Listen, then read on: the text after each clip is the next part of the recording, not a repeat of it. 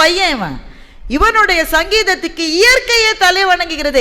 என் புத்தகத்தை புரிஞ்சுக்கிறதுக்கே உலகத்தில் 3-4 பேர் இருந்தால் ஜாஸ்தி. நான் பண்ண வேலையே வேஸ்ட்டுன்னு சொல்லி அந்த நூல் சுவடிகள் எல்லாத்தையும் தீயில போட்டு கொளுத்த போறார்.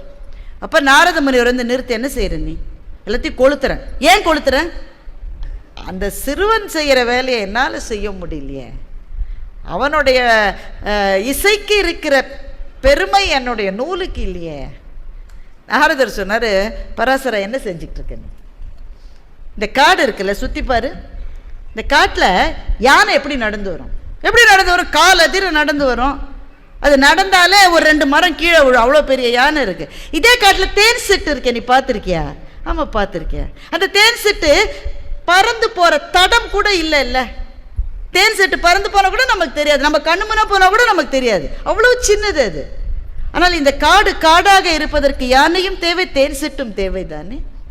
அப்படித்தான் அவனுடைய திறமை அவனுக்கு, அதனால் சிலருக்கு மகிழ்ச்சி கிடைக்கிறது. உன்னுடைய திறமை உனக்கு, அதனால் சிலருக்கு மகிழ்ச்சி கிடைக்கிறது. 2 பேருமே இந்த உலகத்துக்கு தேவை.